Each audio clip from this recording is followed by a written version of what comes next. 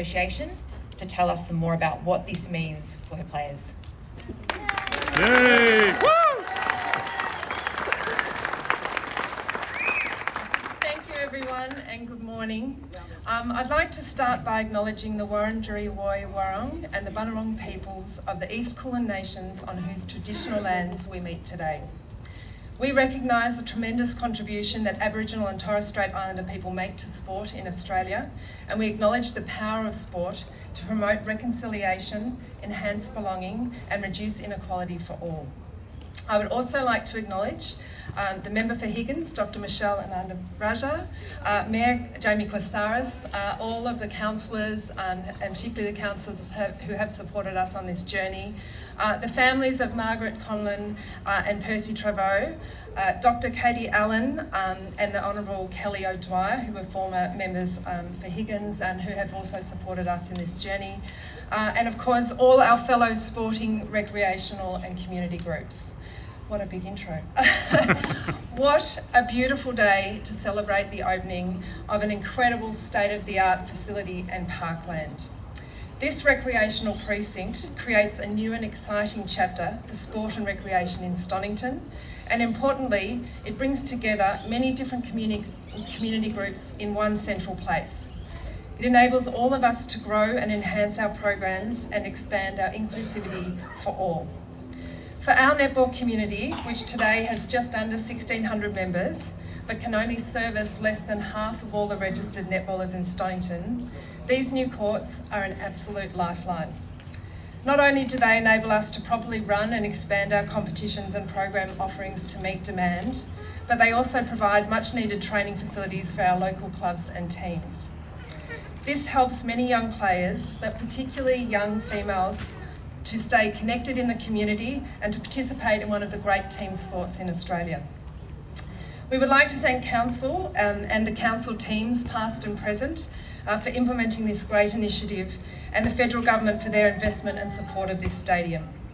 We would also like to thank our fellow sporting and recreational groups who we sat with as part of the stakeholders meetings when planning for this facility.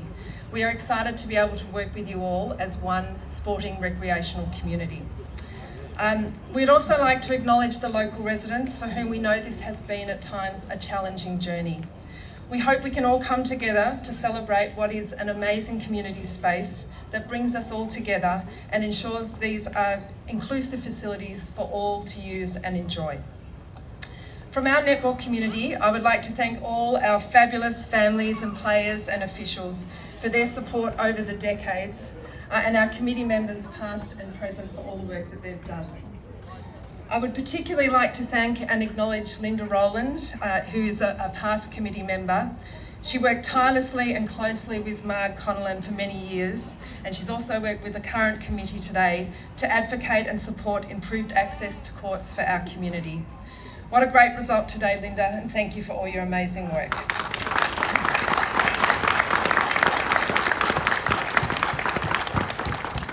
Finally, it is my great privilege to be able to honour and acknowledge an individual who was an enormous but very humble contributor to sport, and particularly women's sport, in the city of Stonnington. And we are thrilled to announce, or Jamie's already announced it, but announce that this wonderful stadium will bear her name. At 5'2", or thereabouts, that's what she used to tell us, Margaret Connellan was a feisty, passionate advocate for community sport. Together with Bella Parker, she founded what was then known as the Paran Netball Association in the mid-1980s. And today it is known as Stonnington City Netball Association to reflect the people that we service and the community we service. In those days, as Jamie has mentioned, netball was played on Sunday mornings at the Cato Street car park just off Chapel Street, and Marg used to get there early, sweep all the rubbish and broken glass off so that temporary goalposts and toilets could be brought in and play could begin. It was a huge operation for one day of community sport each week, but Marg and her team did it.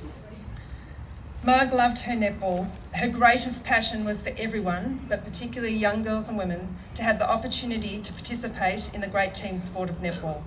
She fought hard and advocated for netball facilities for decades, literally for decades. The association operated out of many different and at times substandard facilities, and it ran off the smell of an oily rag because Marg wanted it to be something everyone could participate in. In fact, she often topped up things with her own money to ensure it could keep running. In her lifetime, she enabled tens of thousands of players to participate in community-based netball, despite limited access to facilities and limited funds. Today, we have grandparents and parents of players who've been a part of our netball community for decades, and they all remember Marg well and fondly. She was a lifelong netballer, a volunteer, a passionate advocate for community sport. She was a player, a coach, umpire, administrator, association president, and she also sat on the board of Netball Victoria for many years. She was also a good friend. She never liked being the centre of attention, and she never did anything as a claim to fame. She just loved seeing the players on court, and she hated how hard she had to fight to find a space for them. Sadly, Marg passed away in February 2021 and did not live to see the realisation of her dream and advocacy. But we know she's here today, and I feel that today the weather has been blessed by Marg. She would be beside herself with joy today, and she would also be standing off somewhere quietly to the sidelines and telling us all off for making such a ridiculous fuss. Every Saturday for decades, without missing a beat, Marg would set up the junior competition with her stopwatch and trusty old bell to make sure all the matches for the day ran on time. The bell was the sound of netball at Paran Netball Association, and it was the sound of Marg. Everyone remembers Marg with her bell.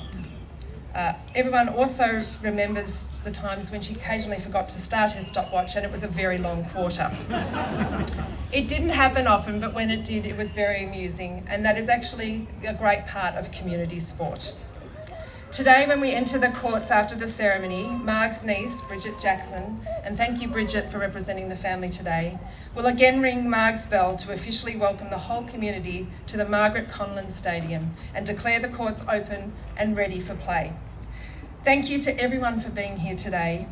This is a truly great precinct, and it's a great facility for the whole community and all court-based sports in Stonnington. Our netball community certainly looks forward to being a part of this amazing recreational community.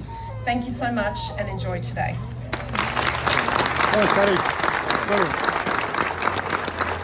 Thank you, Kate.